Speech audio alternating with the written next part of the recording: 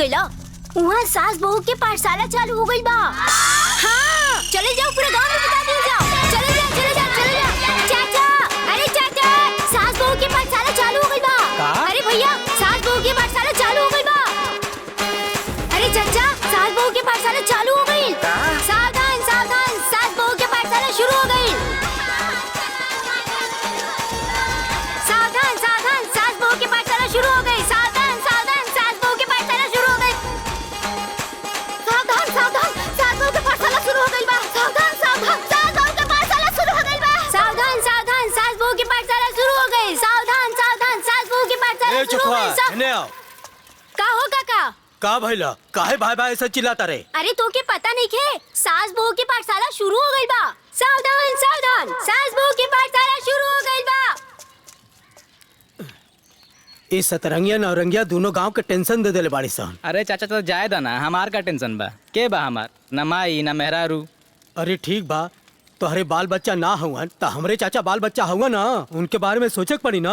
हाँ तो हमारो आसाद बनी जब सोची। ए दादा, ए पापा, ए दादा, सास बहू के पाठशाला चालू हो गई बा। ए मई, दादी घरों में बिया की ना? ना, वहाँ के तना की, ढेर देरी से वहाँ के नहीं की घरे। अरे बाप रे बाप, अरे कहवा चल गए पाठशाला में अब्बे चल के। ओके बताई हम। ए माई, 2 खेत पटा देले बानी, 1 खेत खाली बाकी रह गइल बा। अब ओहू के हम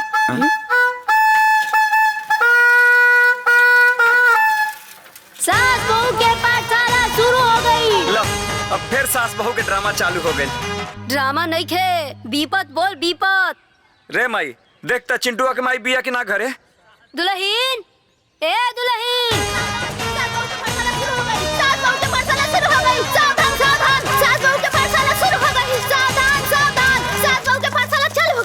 हे, हाँ बाबूजी। जाके देख बुढ़िया घरवा में बिया की ना। अरे ताकत हवे, जाके देख। ये सतरंगिया नौरंगिया मिलके पूरा गांव के तहस नहस कर दी है सब।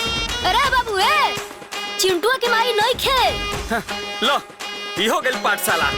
ए बाबूजी, हाँ। अरे घरवा में नहीं खे ना गैल पाठशाला।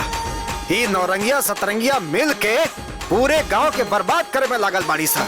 ए बहनी लोगन, अरे हमार बात कान खोल के सुन ले लोगन। यदि पतो तनिको अनाप शनाप बोले ना, हाय ताया तो खींच के मुंह पे मारे थप दे, उनका मुंह टेढ़ हो जाए। जल्लू, यदि केहू के सास केहू पर हाथ उठावे तो ना उम्र देखे के बा और ना लिहाज करे के बा।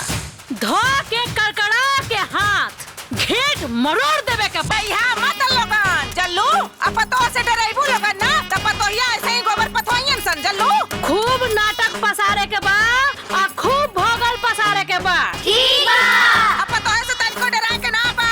बाल बाल छल तीनों आजमा के ना पतोहे के दाबी में रखे के बा। हाँ, अगर पतोहिया लड़का के बस में कर ली तो हमनी के का करल जाए है बहन? बोला। बहनी बकलोला रह जाबू तो है लोगन का हो? आय? अरे हम केतना तो है लोगन के समझाई हो। आय? पतोहिया लइकवा के कब्जा में कर लेना तो धमकी दा लोगन की, अरे हम फांसी लगा ले, हम जहर खा के मर जाए, तब ना लइकवा डराई बहनी। आय?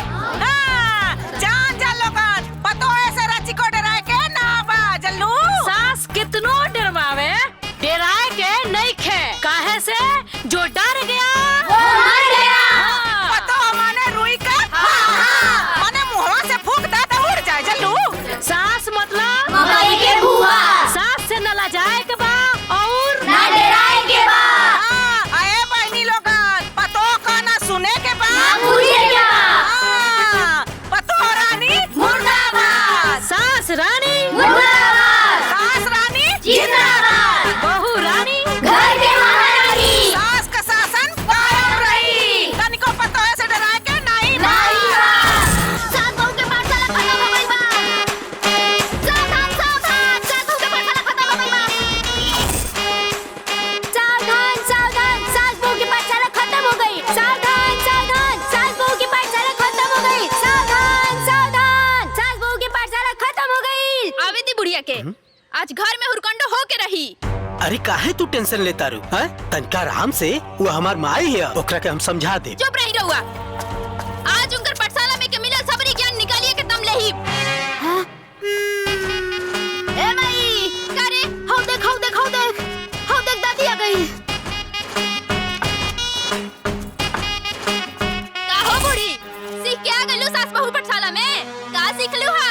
पतोही से कैसे लड़ाई करे के बा? दाली में नून कम हो गईल, तरकारी में हल्दी कम हो गईल। हाँ, इहे कुल सीख के आइलू हा। सतरंगिया से 7 रंग सीख के आइलू हा। अरे ए माई,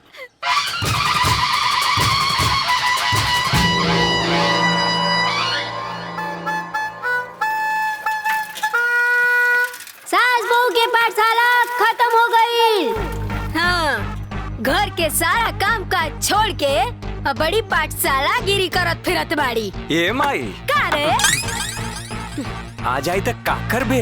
ओकर हाथ पैर तोड़ के अघरवा में बैठा दे। ए मैटर पर हम तहरा साथे बानी। ठीक बा। हौ देखा आ गईली महारानी। का रे? कहाँ से आ रहल बाड़ू? गुलछर्रा उड़ा के नौरंगिया के साथे मिल के नैन मटक्का करत फिरत बाड़ू? हैं? केकरा से पूछ के? ना केहू से पूछे के न जांचे के, जब मन करता मुंह उठा के चल देता रू। ले आज तो तोरा के हम मार के। अरे बुढ़िया तू ढेर बोलता रे। आज तोरा के बतावता नहीं तो रुक तोरा के। का रे बुढ़िया, तोहर हाथ तोड़ के तोहर हाथ में दे दे और जोन टपर टपर बोलत ताड़ू ना उ सब बोलल निकाल दे। अब तोहर शासन ना चली। बताओ भैया, तोहर मेहरारू हमरा माई के पता नहीं क्या पढ़ा लिखा देले बिया। घरे हमरे मेहरारू साथे बवाल मचा के रख देले बिया। ई बात ठीक नहीं है। हाँ, हमरो मेहरारू दिन रात तोरे मेहरारू के संगे खेतानी करतिया। ई बात ठीक नहीं है। कुल बुझाता नहीं सर हम। तोहर रेडियो कौन स्टेशन पकड़ो तो हमके ना मालूम। हाँ, सारे हमरे सीधी सादी मेहरारू के बदनाम करता रे, हमारा दुश्मन लोगों से मिलके रे। फुटानी भाई, अपना मेहरारू के समझा दो। का जाने कौन पाठ हमारे मेहरारू के पढ़ले बिया कि हमार मेहरारू हमारा माई के मार के हाथ तोड़ देले बिया। ये ठीक बात नहीं खे। अरे बाप रे बाप, इतना जोर से मरले बिया कि हमार हाथ उठत नहीं खे। ए फुटानी चाचा, तोहरा मेहरारू के चक्कर में हमनी के मेहरारू बिगड़ गइल बिया, समझला? हाँ, ठीक नहीं के होत बता देता नी। ए सिपाही भाई, हम सब बुझाता नी। तू ककरो कंधा पे चढ़ के बंदूक चलावताड़ा। ई सब हमारा दुश्मन के चाल है। बतावा, हमार गाय जैसन मेहरारू के तू लोग बदनाम करे के साजिश रचताड़ा। सारे ए मोटका बाबूजी, दुश्मन के का कहले हरे? अरे दुश्मन नंबर 1 हमार मोटका बाप। सारे दुश्मन रुका, पता बताइए पर हम कहा था बाबूजी फाड़ दे। अरे तो क्या काटा हमारी स्पेट ज्यादा बोला जी बता दे थे। चुप सारे। का हो गइल? अरे का भेल जी? हां आ बाबू, अब हमरा के पता चलल कि दोनों जने के षड्यंत्र चल रहल बा। अच्छा, और तू सारे हमारे पीछे सारे साजिश रचत तोरा और तोहर मेहरारू। ए बाबूजी चुप करी। हां, रउआ अम्मा जी मिल के पूरा गांव में का गुल खिलाओ तनी हमरा सब मालूम है। अरे छुट्टी देख का बोल भी रे? हां, तेरे मुंह पर बाबूजी, अपना मेहरारू हमरा माई के समझाला। अच्छा, करत ठीक ना होई। अच्छा, अगर पतो है इज्जत से बात कर। अरे इज्जतदार मत हो के चाहिए। आइला बड़ा बोले वाला तो हूं। बुढ़ियो, अरे पूरा गांव तेरा पर थुकता हो, पूरा गांव।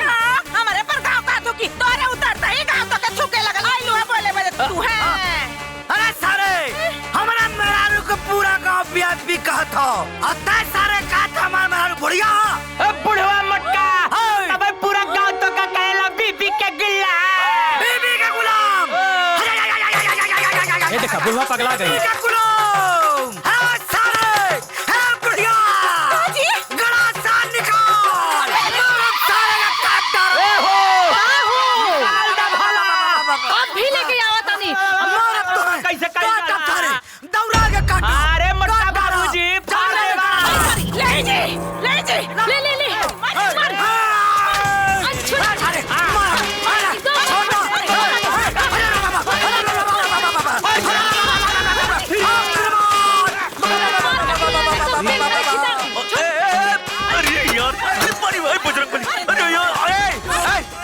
बाबूजी छोटा था।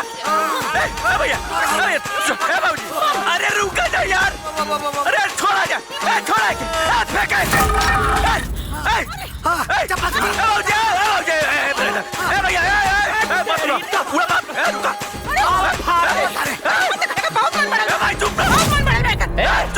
माई के देखा है तनी गर्मी बा। अरे चुप रहा रे, गोल लगा तनी चुप। बाबूजी तो बस चुप। अरे हम बुढ़ा चुप कराई। चल तो बराबर ले बाड़ी। शांत। अरे यार चुप रह जा। 4 दिन बाद हमार बियाह बा। अरे हमारे ससुराली वाले का सोचे सन हमने कुछ इज्जत बाकी ना का चाहता रजा हम जिंदगी भर रोड़ुए रही बस। ओम मंगलम भगवान विष्णु मंगलम गरुड़ध्वज मंगलम पुंडरीकाक्षाय मंगलाय तनोहरि वक्रतुंड महाकाय सूर्यकोटि समप्रभ निर्विघ्नं कुरु मे देव सर्वकार्येषु सर्वदा शांताकारं भुजगशयनं पद्मनाभं सुरेशं विश्वधारं गगनसदृशं मेघवर्णं शुभांगं लक्ष्मीकान्तं कमलनयनं योगविद्यानरगभ्यं वन्दे विष्णु भवभयहरं सर्वलोकैकनाथम्।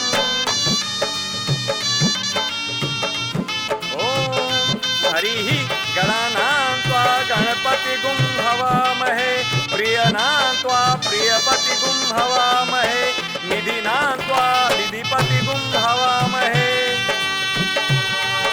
ॐ भूर्भुवस्सुवः तत्सवितुर्वरेण्यं भर्गो देवस्य धीमहि धियो यो नः प्रचोदयात्।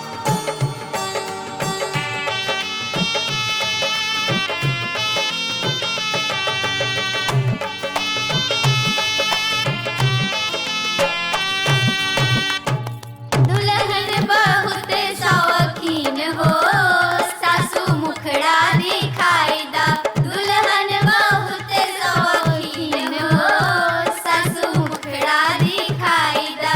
टिकवा के होई बहुचार हो सासू परछन कराई दा।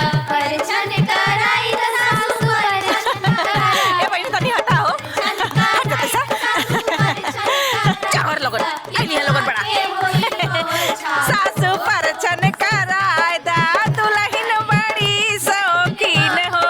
अरे बहनी हम अपने पतोहिया का मुंह तो देख लई। ए दुल्हन जानता रू अरे जन बड़की पतोहिया बिया नु अरे वो बड़ी कलीन बिया जल्लू। अरे वो हमरे बस में कबो ना रहेला। अरे हमनी सास पतो में ना तनिको ना जमेला 36 का आंकड़ा रहेला। अरे ई त आशा बिया ना। अरे आशा में काम करेले गांव भर घूम घूम के ना कुल पतोहन के सिखा पढ़ा के चढ़ा देले बिया। अरे कुल पतो सास में गांव में बड़ी झगड़ा करावेले जल्लू।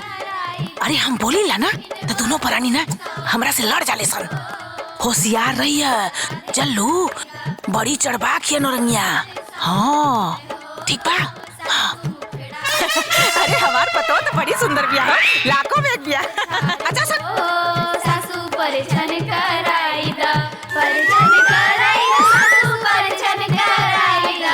परछन कराई दा सासू परछन कराई दा। चुड़िया के होई परछन हो सासू परछन कराई दा। दुल्हन आ गई महारानी शौकीन हो सासू परछन कराई दा। दुल्हन बहुत शौकीन हो सासू मुखड़ा दिखाई दा। ए दुल्हन हईला हमरा तरफ से सोना का अंगूठी मुंह दिखलाई। हाँ। ए दुल्हन तारा से एगो बात बता देवे के चाहता नहीं। भले हमने के सास पतो हई सन बाकी पटरी जमेला ना। ई बुढ़िया इतना खचड़िया कि पूरा गांव के नो शासन के भड़का देले बिया। अरे पूरा गांव में सास पतो में कारफू लागल बा। यही से हम तनी दूरी बना के रहिले। हो सके तो तू दूरी बना के रहिया। हाँ। चल तनी।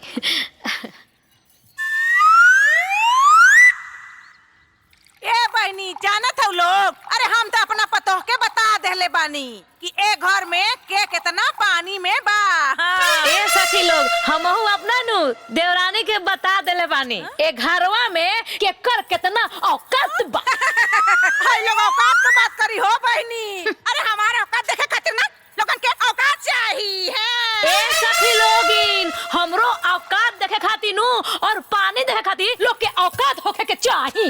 अच्छा कर अरे कुकरी अरे ढेर बोलबी थी ना तो तोर मुंह ना धक्का कुछ दे जल्दी। तो हमहू धाका नु खेतिया ओइते अरे मुर्गी का परे खाली चू चू करे ना कबू मार के बुढ़िया खड़ी है तू।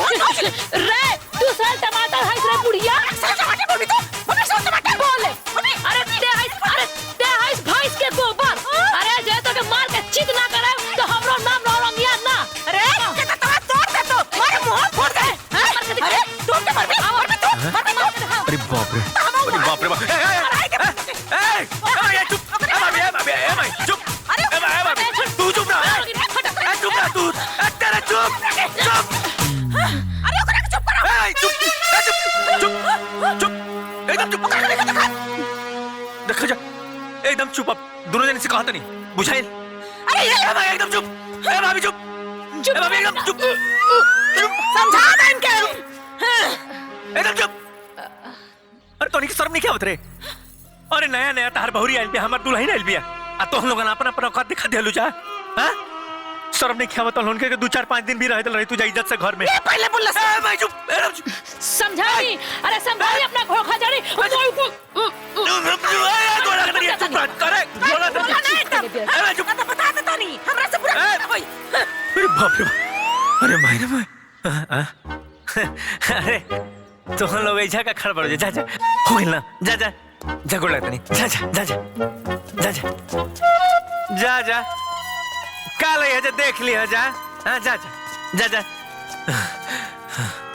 अरे बाप रे बाप अरे माय रे माय इन्हीं की वजह से हमारा घर के इज्जत जाई हमारे मेहरू हमसे खिसिया जाई। आपन पसंदीदा फिल्म देखे खातिर डाउनलोड करी दंगल प्ले ऐप।